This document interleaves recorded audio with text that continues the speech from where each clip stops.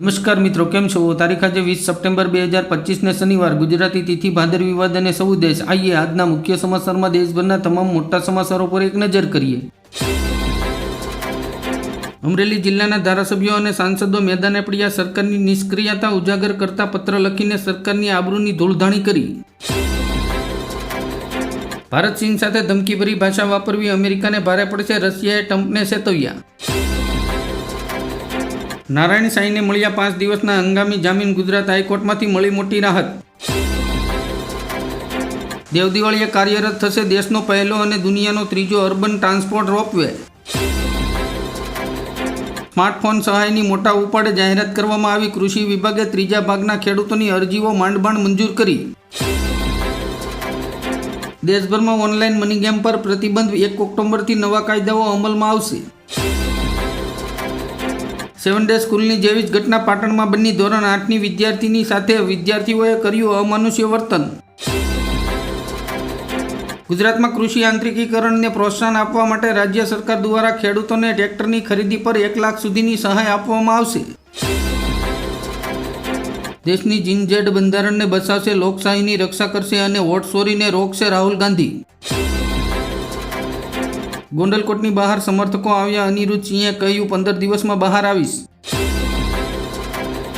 ચીનની ચેતવણી. અમેરિકા એશિયાઈ દેશોને કંટ્રોલ કરવાની તૈયારીમાં. બાંગ્લાદેશથી અફઘાનિસ્તાન સુધી ટ્રમ્પનો ખેલ.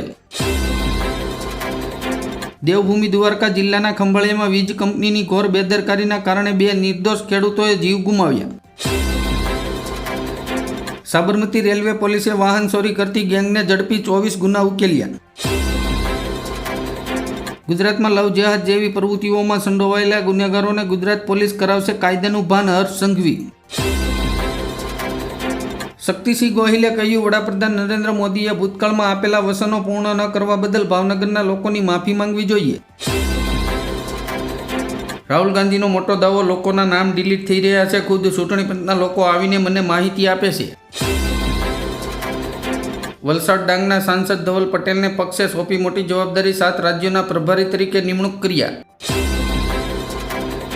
રાહુલ ગાંધીના મતચોરીના આરોપ પર અમિત શાહનો જવાબ. કોંગ્રેસ વિકાસ નહીં વોટ બેંકની રાજનીતિ કરે છે.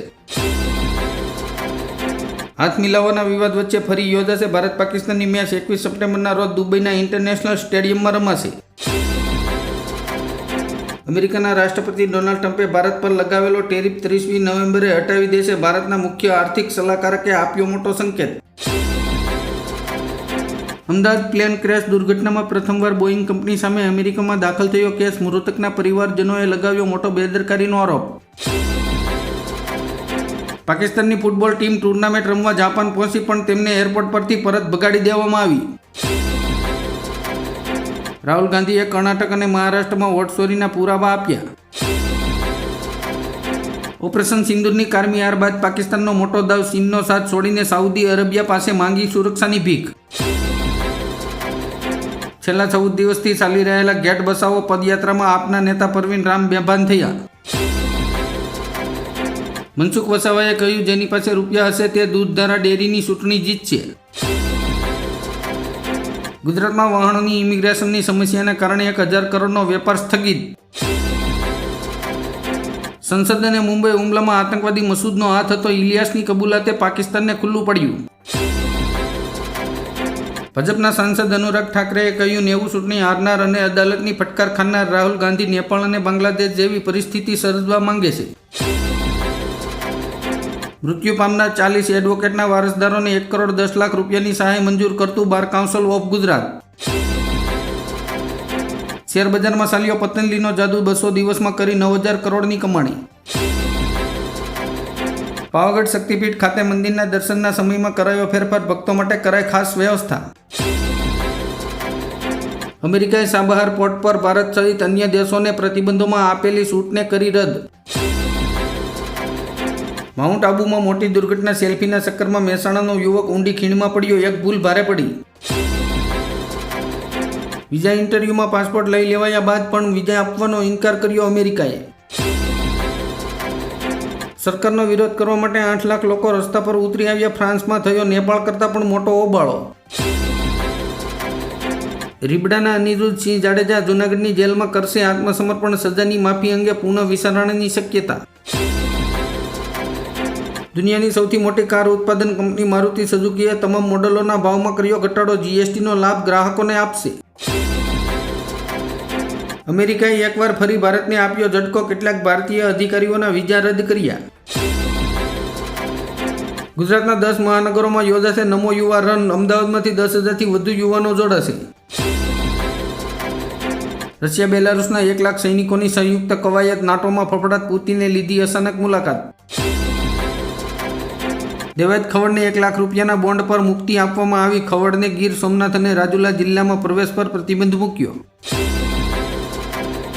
ભારતમાં પરંપરાગત કારીગરોને મોદી સરકાર તરફથી મોટી ભેટ. 5% વ્યાજે 3 લાખ રૂપિયા સુધીની લોન આપશે.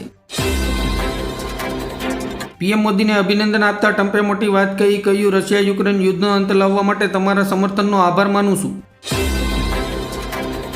મોદી સરકારની ધમાકેદાર ઓફર. ઘર બનાવવા પર 25 લાખ રૂપિયા આપવામાં આવશે. પતિ પત્નીને બેવડો લાભ.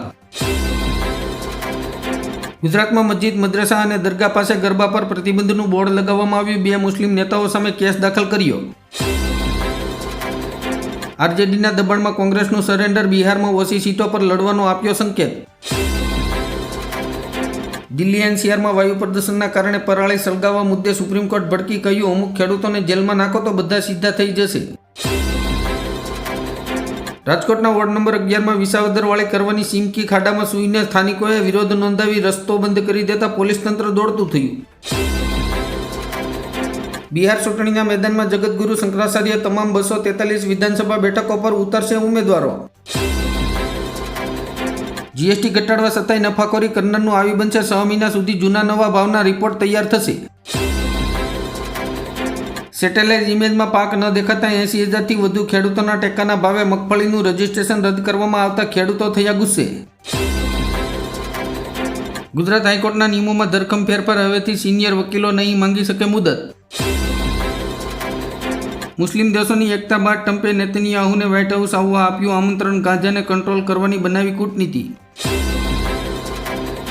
કેન્દ્રીય મંત્રી ગિરિરાજ સિંહે કહ્યું, જો મસ્જિદોમાંથી ફતવો બહાર પાડવામાં આવશે તો મંદિરોમાં ઘંટી વાગશે. પરવીન તોગડિયાની કારનો મોટો અકસ્માત ટળ્યો. ચાલુ કારે ટાયર ફાટતા મહેસાણામાં અટવાયા તોગડિયા. બિહાર મહાગઠબંધનમાં સીટો પર ફસાયો પેચ. કોંગ્રેસને ઓછી બેઠકો મળે તેવી શક્યતા. અંડરવર્લ્ડ ડોન છોટા રાજનને સુપ્રીમ કોર્ટે આપ્યો મોટો ઝટકો. હત્યા કેસમાં સજા પરનો સ્ટે હટાવ્યો. સુરતમાં નવરાત્રિના આયોજકો સાથે કમિશનર અનુપમ ગેહલોતની અધ્યક્ષમાં બેઠક. 10,000 જવાનો રહેશે તૈનાત.